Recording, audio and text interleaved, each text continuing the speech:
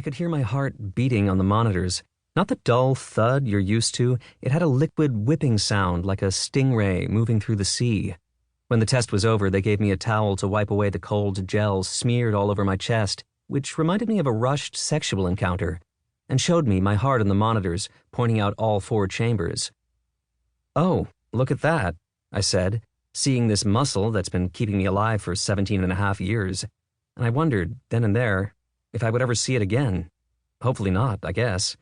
So I spent a second or two watching it do its thing and feeling grateful for all its work on my behalf. I won't know if there's a real problem with my heart for another week when I see our family cardiologist and he interprets the echo results. But that's cool, because now the world has this romantic gloss to it. I mean, I might die young. I might die young. My heart, you see.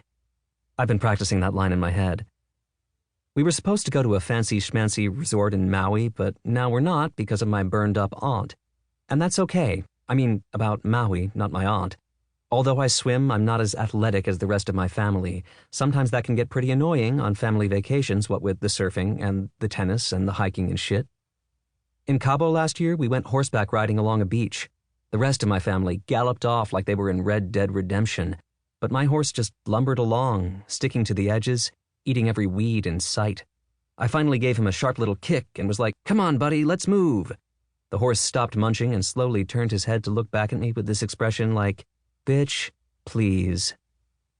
I wound up stumbling back to the hotel hours later, covered with dust and grit, to find the rest of my family glistening and supine, tanning by the pool, lazily swirling straws through bright yellow drinks with little pink umbrellas.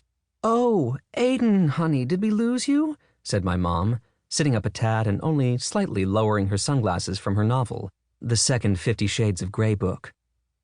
The bronze-skinned pool boy gave me a sympathetic smile.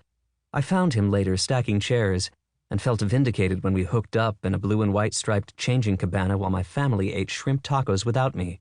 I was still pissed at the only passable restaurant at the resort, Pasión del Amanecer. The pool boy's name was Santiago. I remembered that while he kissed me, I gazed through the cabana flap into the dark pool. The water reflected squiggles of light from all the hotel windows above. Between kisses, I mouthed his name because I liked it.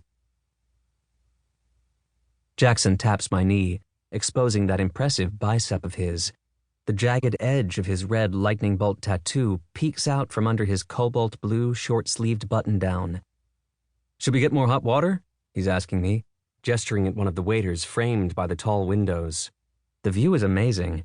Central Park splitting the beige, glittering buildings of New York City like a vegetal invasion climbing out of the planet's core. Tatiana, Jackson's girlfriend, is nodding, texting, reaching for a mini pastry on a tier of plates. The sandwiches are gone already. "Yes, please," she says. Jackson and Tatiana are the perfect couple, both of them black, gorgeous, super smart, athletic, total Renaissance types. Jackson got into MIT, where he will probably stay for a year and create the next Facebook. Tatiana is already at Harvard, pre-law. They met on a secret Tinder-like app that only accepts people who are a certain level of attractiveness and intelligence. I'm not kidding. Digital eugenics. It's happening. I look practically homely next to them. At least 3 people that I know of already walked up to Jackson today, revealed themselves as modeling scouts, and dropped business cards in his lap. I get why. Jackson is tall, toned, has an amazing smile and perfect bone structure. I call him Rational Eric Killmonger. He calls me the flaxen-haired ghost of a J. Crew heir who died choking on an almond croissant. He has no interest in modeling, but he smiles at anyone who asks. Sometimes I think my feelings for Jackson might go deeper, but I don't want to complicate our friendship, so I never let my mind fully go there.